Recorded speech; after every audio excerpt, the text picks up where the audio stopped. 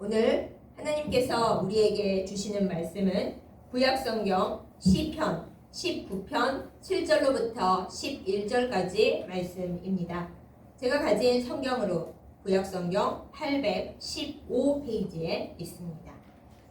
시편 19편 7절로부터 11절까지 말씀 제가 받들어 읽겠습니다.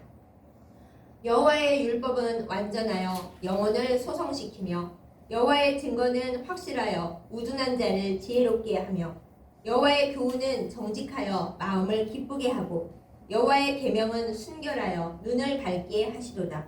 여호와를 경외하는 도는 정결하여 영원까지 이르고 여호와의 법도 진실하여 다 의로우니 금 곧 많은 순금보다 더 사모할 것이며 꿀과 송이꿀보다 더 달도다.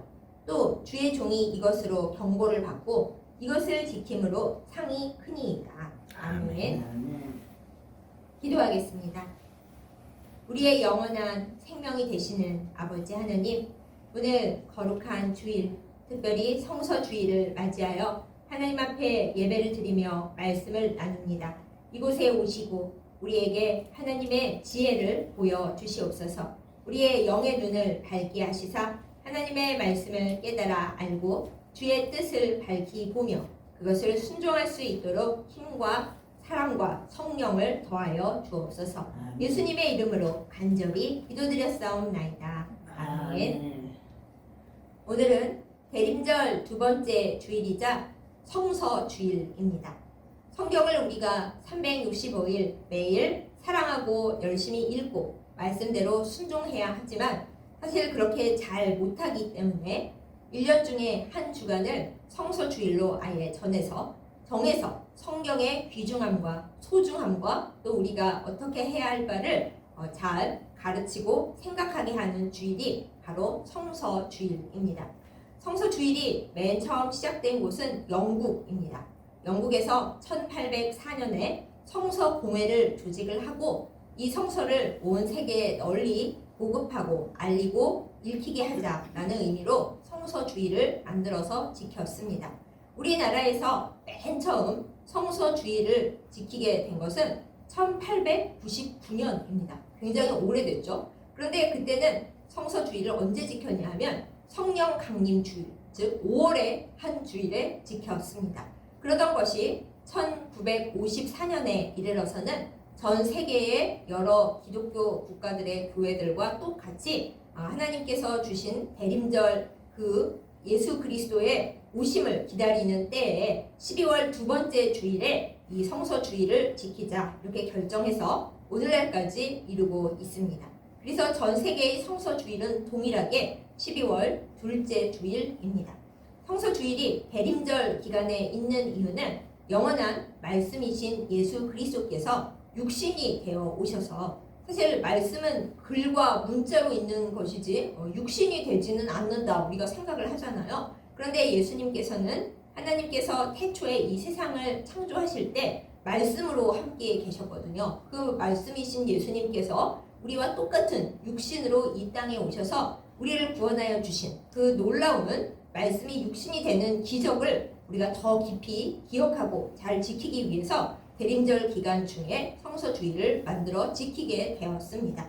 우리가 성서를 생각하면은 매우 기쁘고 좋은 마음보다는 때로는 부담스럽고 때로는 어려운 마음이 있을 때가 많습니다. 어떤 분들은 잠이 안 올 때는 성서를 5줄만 읽으면은 잠이 솔솔솔 오기 때문에 성서를 수면 유도제로 쓰면 좋다 이렇게 농담처럼 이야기하기도 합니다.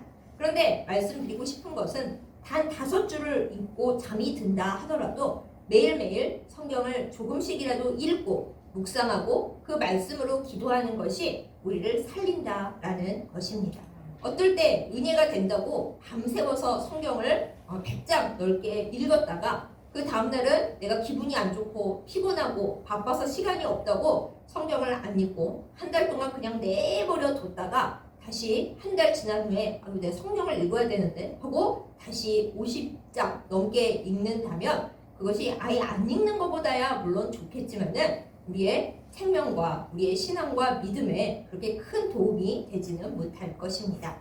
성경을 읽고 묵상하고 말씀대로 살아간다라는 것은 무엇보다도 꾸준함이 필요합니다. 그런데다가 우리가 우리의 감정을 따라 우리의 성령의 역사가 그 우리 안에 있다라는 그런 생각에 따라서 성경을 마구 읽어서도 안 됩니다. 잘 알려져 있는 유명한 이상한 예화를 하나 말씀을 드려봅니다. 어떤 사람이 아침마다 성경을 딱 펴서 처음 나오는 구절, 처음 눈에 읽히는 구절을 하나님께서 그날 자기에게 주시는 말씀이라고 생각하면서 살았습니다. 그런데 어느 날 그 사람이 몹시 아침에 우울하고 기분이 안 좋고 전날밤에 악몽도 꾸고 해서 일어나서 주님께 기도를 드렸습니다. 주님, 오늘 너무 기분이 안 좋고 꿈자리도 뒤숭숭하고 제가 우울한데 오늘 어떻게 살아야 할지 성경 말씀을 주시옵소서 하고 짠! 하고 성경을 폈는데 무슨 말씀이 제일 먼저 눈에 들어왔냐면 가룟유다가 가서 목매어 죽은지라 이것이 나온 거예요. 근데 본인 생각에 아니 이거는 아닌 것 같은데 생각이 든 거죠. 아무래도 하나님께서 자기더러 우울하다고 목매어 죽으라고 하실 리는 없잖아요. 그래서 다시 기도를 했답니다. 하나님, 아무리 생각해도 이 말씀은 아닌 것 같고 마귀가 틈탄 것 같습니다. 주님, 다시 기도하고 성경을 펼치겠사오니 이번에는 제대로 된 말씀을 내려주시기를 원합니다. 기도를 하고 다시 성경을 야! 하고 펼쳤더니 이번에는 너는 가서 속히 이것을 행하라. 이게 나왔어요. 그러니까 엉터리가 된 거죠. 이것은 극단적인 예입니다만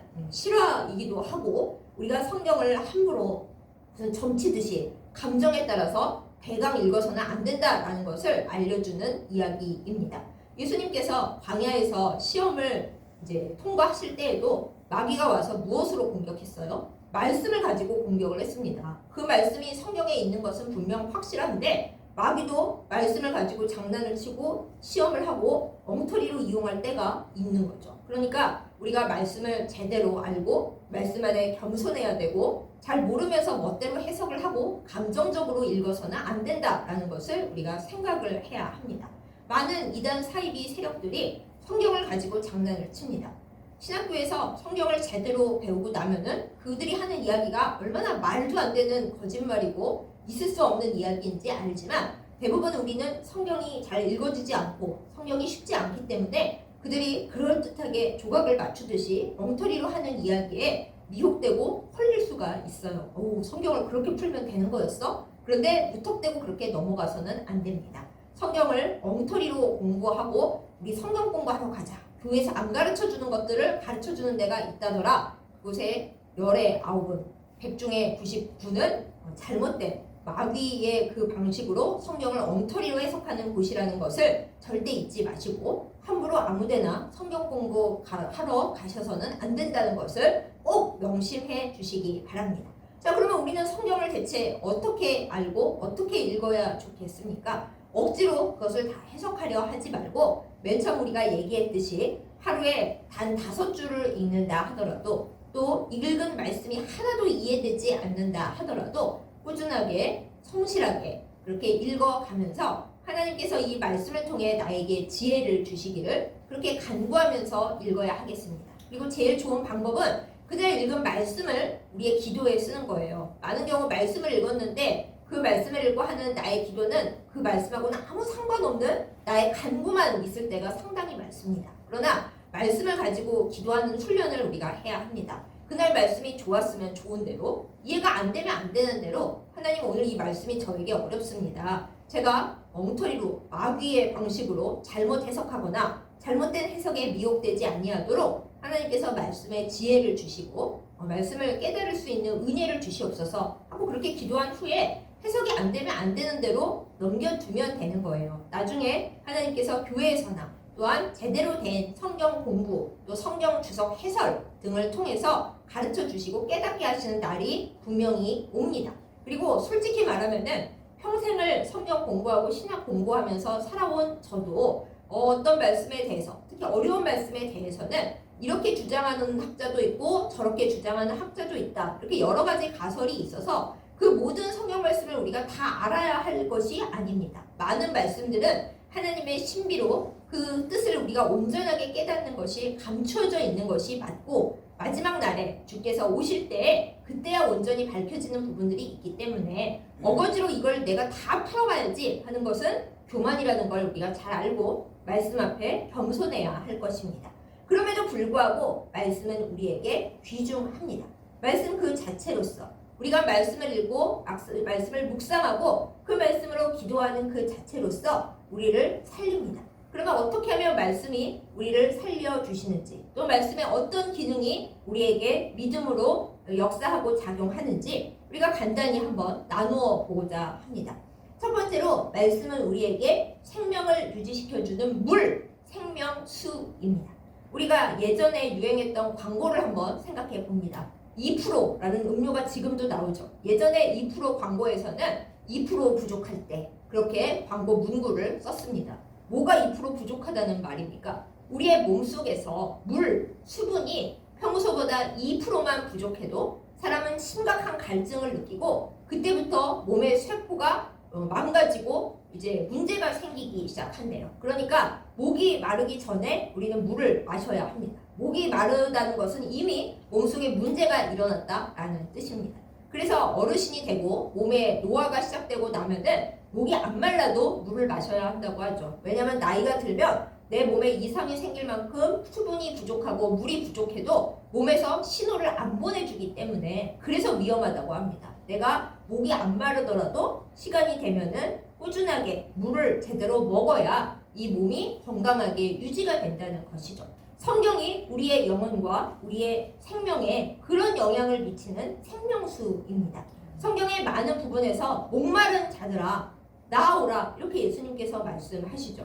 성경을 우리가 하루라도 안 읽으면 그냥 우리 생각에 별일 없는 것 같지만 우리의 영혼과 우리의 믿음 그리고 우리가 모르는 우리 몸의 여러 부분에서 우리가 모르는 문제들이 벌써 일어나기 시작합니다. 악한 마귀가 우리의 목마른 틈을 결코 놓치지 않으며 우리에게 가득히 있어야 할 성령의 그 충만함에 단 2%만 부족해져도 말씀이 부족해서 우리가 우울해지고 하나님의 생각에서 떠나고 우리의 생각에 잠기고 그러는 그 틈을 마귀가 이용해서 우리를 망가뜨립니다. 그렇기 때문에 우리는 생명수가 되는 성경을 매일 매순간 꾸준히 섭취해야 하는 것입니다. 계속 말씀드리고 있는 하루에 5줄 이론이 이렇게 중요합니다. 성경 말씀을 우리가 잘 몰라도 때로는 읽고 싶지 않아도 때로는 이거 무슨 소리야 싶어도 꾸준하게 읽어 나가면은 물을 마실 때 우리가 솔직히 맛있습니까? 목이 너무 마를 때는 물이 맛있지만은 어떤 분들은 물 비린내가 싫고 나는 그냥 물이 싫어요 하는 분들도 계시고 그렇습니다. 물이 맛있어서 먹는 거 아닙니다. 그럼에도 불구하고 물이 우리의 생명을 살리고 보존하기 때문에 마시는 것처럼 성경 말씀도 우리를 살리는 생명수이기 때문에 우리가 썩 내키지 않는 순간에도 감사함으로 즐거움으로 또 감사하게도 우리나라 말로 성경이 잘 쓰여져 있지 않습니까? 자기 나라 말로 성경을 갖고 있지 않은 나라들이 얼마나 많은데요. 우리는 기뻐하고 감사하면서 하나님이 주신 영원한 생명의 말씀이 내 가까이에 있음을 기뻐하면서 늘 성경의 그 생수를 마시는 우리들이 되어야 하겠습니다. 다음으로 성경 말씀은 우리에게 거울이 됩니다. 우리는 우리의 모습을 확인할 때 거울을 봅니다. 근데 이 거울이 우리의 예쁘고 아름다운 좋은 모습만 비춰주지는 않잖아요. 때로는 거울을 보면서 내가 왜 이렇게 늙었나 1년 전만 해도 이렇진 않았는데 얼굴에 주름이 자글자글하고 기미가 가득하고 왜 이렇게 나는 못생겨졌나 거울 보면서 그 생각을 하는 분들이 많이 있습니다. 그럼에도 불구하고 그 꼴이 보기 싫다고 우리가 거울을 깨뜨려버리고 안 봐! 그럴 수는 없는 거잖아요. 그러면 자기만 손해인 거죠. 마찬가지로 성경 말씀이 거울과도 같아서 말씀을 읽는 중에 내가 되게 부끄러움을 느끼고 내가 죄인이라는 말씀에 되게 오싹오싹하고 말씀을 읽다 보니 내가 막 찔리고 내가 악하구나, 죄가 있구나 라는 걸 깨닫게 되는 순간들이 있습니다. 그럴 때 그게 너무 싫어서 성경만 읽었다면 내가 마음이 불편해. 그러고서는 성경을 덮어버리고 저기 던져버리고 안 읽겠다. 그러면 거울을 안 보는 사람과 하나 다를 것이 없습니다. 거울을 안 보면은 결국 못생긴 채로 망가져가고 도저히 고칠 수 없게 되는 건 자기 자신인 거죠. 그 거울이 깨졌다고 거울에 무슨 문제가 있겠습니까? 나에게만 문제가 생기는 거죠. 우리가 그것을 잊지 말아야 하겠습니다. 우리가 성경 말씀을 읽다 보면은 또 많은 여러 등장인물들이 나타납니다. 그 등장인물들 중에서는 우리가 신앙의 모범으로 삼을 만큼, 롤모델로 삶은 만큼 훌륭한 사람들이 있기도 하고, 때로는 아니 하나님을 믿고 예수님을 믿었는데 어쩌다 이 지경이 됐나 싶은 사람들의 이야기도 많이 나옵니다. 그들 또한 우리에게 성경의 말씀을 거울처럼 비추어 줍니다. 아예 우리가 이 사람처럼 되지는 말아야지, 그런 생각을 하게 만들기도 하고, 정말 이 사람의 신앙을 따라서 우리도 이 길을 가야겠다, 그런 마음을 주기도 합니다. 성경의 말씀에 등장하는 여러 등장인물들은 거울처럼 우리의 모습을 비추어 줍니다. 그렇기 때문에 우리는 말씀을 대할 때 마치 거울을 바라보듯이 나의 모습이 성경 말씀에 비추어 어떻게 나타나나, 때로는 흉하고 때로는 부끄럽고 때로는 일그러진 모습이라 할지라도 그 모습 그대로 하나님 앞에 나가서 모든 것을 내어놓고, 주여 제가 말씀에 비추어 보니, 말씀의 거울에 비추어 보니 이렇게 흉하고 일그러졌고 문제와 죄가 많은 사람입니다. 이 모든 것을 밝히 보고 주님 앞에 온전해지게 하여 주옵소서 기도할 때 말씀이 우리를 예수 그리스도의 형상으로 닮아가게 하는 것을 도와주시고, 또한 우리를 아름답게 주님 보시기에 거룩하고 깨끗한 모습으로 바꾸어 주실 줄 믿습니다. 이렇게 성경 말씀은 우리에게 거울의 역할을 합니다. 다음으로 성경 말씀을 통해 우리가 알 수 있는 것은 성경 말씀이 우리에게 안경이 되어준다라는 것입니다. 젊을 때는 시력이 좋아서 안경 없이도 멀리 있는 거 다 보인다, 그렇게 말씀하셨던 분들조차 나이를 많이 먹고 노화가 진행되면 제일 먼저 눈이 잘 안 보이기 시작합니다. 옛날에는 그 눈이 안 보여도 어떻게 할 길이 없었겠으나 우리에게는 안경이라고 하는 아주 좋은 것이 있습니다. 병원에 가서, 안과에 가서, 혹은 안경점에 가서 눈이 잘 안 보입니다 하고 시력 검사를 하고 안경을 쓰고 돋보기를 쓰면 원래 안 보이는 것들이, 보이지 않게 된 것들이 잘 보이게 됩니다. 마찬가지로 성경 말씀도 우리에게 안경입니다. 우리의 영적 시력이 약하여서 우리가 보지 못하고, 혹은 보여도 희미하게밖에 안 보이고, 우리의 지혜가 부족하여서 이 세상을 바라보는 시야가 너무 좁고, 그리고 온 많은 것을 바라보지 못하고, 특별히 하나님의 뜻을 전혀 이해하지 못한 채 내 생각에만 갇혀 있을 때, 좁은 시야로 살아가고 있을 때, 지혜 없이 무식하게 무지하게 살아가고 있을 때 말씀이라고 하는 안경은 우리의 영적 시야를 밝혀줍니다. 우리가 보지 못했던 것들을 볼 수 있게 말씀에서 우리에게 가르쳐 주십니다. 또한 우리가 지혜가 부족하여서 볼 생각조차 안 하고 있었던 것들을 말씀을 통해서 알려주십니다. 이처럼 말씀은 우리에게 안경 역할을 해줍니다. 그런데 우리가 잘 보이지도 않으면서 길 갈 시력도 없고 영혼의 시야도 없으면서 나 안경 안 쓸래, 그리고 성경을 팽개치고 산다면 이 얼마나 안타깝고 어리석은 일이겠습니까? 저는 애초에 태어날 때부터 시력이 나쁘다 보고 또 보정이 안 되다 보니 시야 자체가 별로 안 나옵니다. 그래서 보행장애라는 등급을 받아서 주차할 때 저희가 타고 있는 주차 보호 차량은 아주 그 장애인 구역에 있도록 그렇게 배려를 받습니다. 이렇게 안경이 없고 안경이 있어도 제대로 시야를 밝힐 수 없다라는 건 정말 불편하고 세상에서조차 그 불편함을 이해해 줄 정도입니다. 우리가 이 세상을 살아가는 것도 마찬가지입니다. 우리가 하나님의 은혜와 하나님의 사랑을 받아서 성령으로 우리의 시야를 넓히지 못하고 하나님께서 주시는 지혜를 받지 못한다면 세상을 살아가는 것이 너무 힘이 들고 어디를 어떻게 가야 할지 알지 못하고, 또 장애물이 우리 옆에서 이렇게 있을 때 우리가 그것을 파악하지 못하여 고생하지 않아도 될 문제까지 고생하는 일이 너무나 많습니다. 성경 말씀을 깊이 묵상하고 말씀을 따라 살아가려고 우리가 노력하고 몸부림칠 때 바로 이런 복잡하고 또 어쩌면 안 당해도 괜찮은 일들을 당하는 것에서 하나님께서 말씀으로 우리를 구원하여 주십니다. 그러므로 사랑하는 여러분, 성경 말씀이 재미없다, 지루하다, 바빠고 졸려서 못 읽겠다 그러지 마시고, 이것은 나를 살리는 돋보기 안경이다, 또 나를 걸어갈 수 있게 하고 내가 보지 못하는 것들을 보게 하고 알지 못하는 것들을 밝히 알려주는 하나님의 지혜가 들어있는 안경이다 생각하고 성령을 가까이 하고 사모하시는 은혜가 넘치기를 예수님의 이름으로 축복합니다. 이렇게까지만 보아도 성경이 얼마나 귀중한지 아실 수도 있겠죠. 그래서 오늘 시편 기자는 본문에서 하나님의 말씀, 성경은 어찌나 귀중하고 좋은지 앞에 여러 가지 좋은 말씀 다 한 후에 제일 중요한 말씀, 순금과 송이꿀보다 더 귀하다 이렇게 표현을 합니다. 우리가 이 세상에서 가장 변치 않는 영원히 가장 귀중한 것을 하나만 뽑으라고 한다면 물론 사랑도 귀중하고 믿음도 중요한데 그건 눈에 보이지 않는 것이고 눈에 보이는 물질계에 있는 것 중에 제일 귀중한 것은 영원한 것은 바로 순금입니다. 순금은 전쟁이 나는 중에도 그리고 어떤 나라에 갈지라도 다 경제의 관념을 갖고 있는 나라에서는 가장 귀하게 쳐줍니다. 그런데 이 시편 기자는 하나님의 말씀, 하나님의 계명, 이 성경 말씀이 그 금보다 훨씬 더 귀하고 소중한 것이라고 얘기하고 있는 거예요. 순금을 우리가 우리의 삶을 바꾸는데 겉으로는 쓸 수 있지만은 우리의 속을 바꾸지는 못합니다. 그런데 말씀은 우리를 바꾸기 때문에 순금보다 더 귀하다라는 것이죠. 우리도 이렇게 말씀을 귀하게 여길 수 있는 영적인 지혜가 충만하기를 예수님의 이름으로 축복합니다. 또한 이 시편 기자는 우리가 마실수하는 그 어떤 것보다 송이꿀보다도 말씀이 더 달다고 합니다.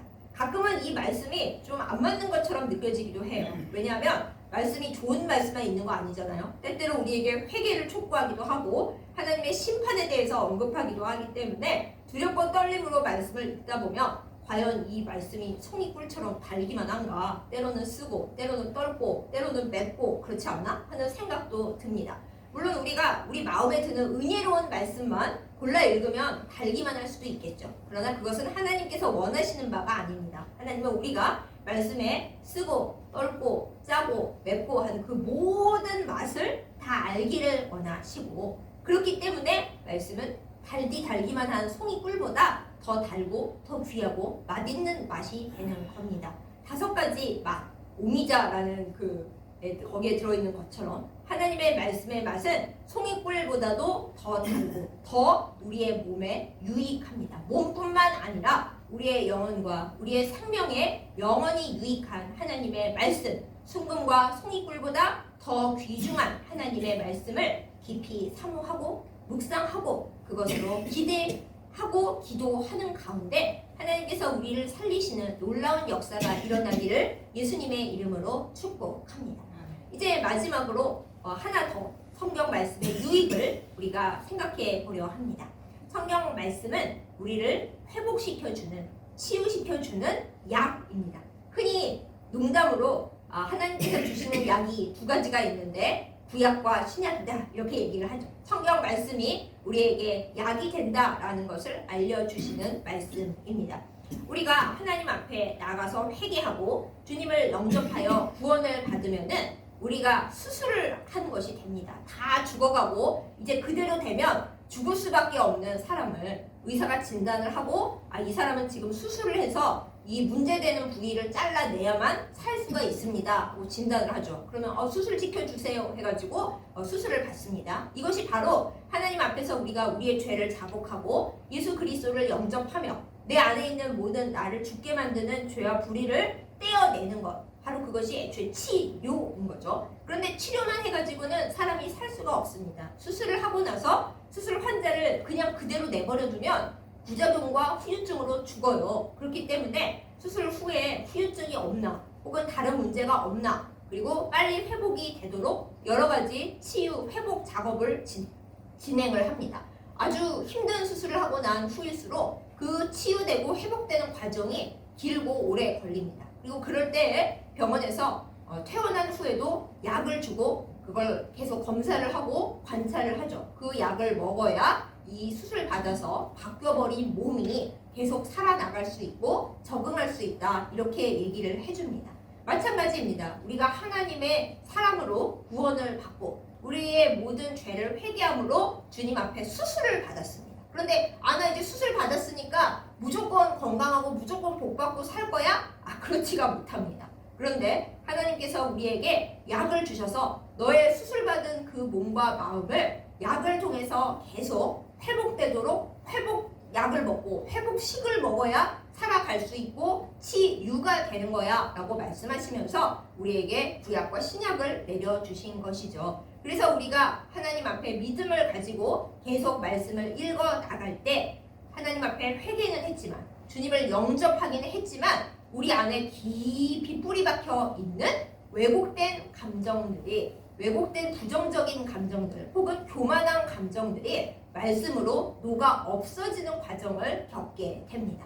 저와 여러분이 이제 이 세상을 살아갈 때 하나님을 믿으면서도 우리 안에 인간적인 죄된 감정들이 많이 남아 있습니다. 때로는 아무리 노력하고 살아봤자 이 세상은 허탄하고 하나님도 때로는 날 안 도와주셔 하는 깊은 우울한 감정이 우리 안에 꼭 박혀 있어서 안 나올 때가 많이 있습니다.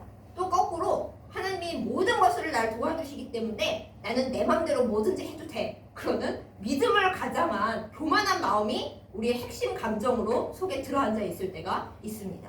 또 반대로 이 세상 모든 사람들은 다 나를 싫어하고 미워해 하고 움츠러드는 감정이 있는 사람들도 있어서 사람 앞에 나가려면 너무 무서워하고 힘들어하고 누가 조금만 별 뜻 없이 말했는데도 저 사람이 날 미워하나 보다 뭐 삐치고 화내고 슬퍼하는 그런 경우도 많이 있죠.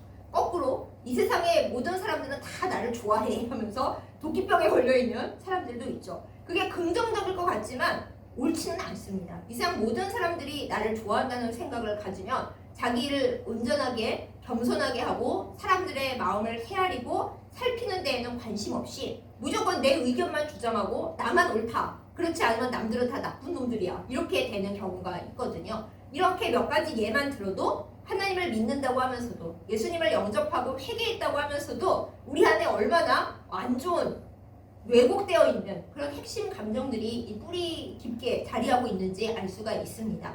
그렇기 때문에 우리의 할 일은 뭔가요? 말씀으로 이 모든 부정적인 왜곡된 핵심 감정들을 말씀의 약을 먹어서 치료된 그것을 점점 치유되고 회복되고 그것들이 끊어져 나가도록 녹아져 나가도록 말씀을 계속 붙들어야 한다라는 것이에요. 말씀은 우리에게 여러 가지로 말씀을 줍니다. 너희가 그렇게 살아서는 안 된다. 너희 안에 교만함을 제하라. 너희 안에 있는 너희가 왕된 그것을 버리라. 그 말씀들이 잔소리 같고 듣기가 싫고 아니 내가 진짜 말씀 보고 은혜 받으려고 했지 이런 꾸지람을 들으려고 한 게 아니야. 설교도 저거는 그 사람이 들어야 설교지 내가 들을 설교가 아니야. 에이 위로받으러 왔더니 더 잔소리만 해서 기분만 더 나쁘고 스트레스만 더 받네. 이러면 안 된다는 것이에요. 우리가 치유를 받고 회복을 받을 때 약이 쓰죠. 주사 맞는 것도 아픕니다. 늘 가서 검사할 때는 또 그 검사가 얼마나 힘이 드는지 때로는 수술도 힘들지만 검사도 참 힘들다 그런 느낌을 가질 때가 저도 많은데 여러분도 많으실 거예요. 그런 것처럼 말씀이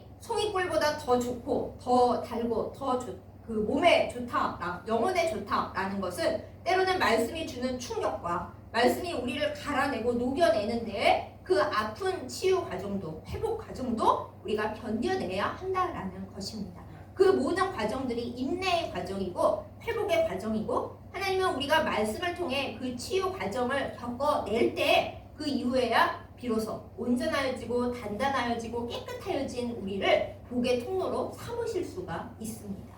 고쳐지지 않는 사람을 복의 통로로 어떻게 쓰겠어요? 처음에는 쓰는 듯 하다가 나중에는 망가질 수가 있기 때문에 문제가 있습니다. 그래서 우리는 말씀이 오늘 다 말씀드리지 않았지만 말씀은 양날 검처럼 날카롭게 되어 있어서 우리를 수술하기도 하시지만 또한 약이 되어서 우리의 치유와 회복을 계속 도우시는 놀라운 능력을 갖고 있기 때문에 이 금과 송이꿀보다 더 귀하고 더 소중하고 우리를 살리는 말씀을 우리는 사모하면서 하나님 앞에 나아가야 하겠습니다.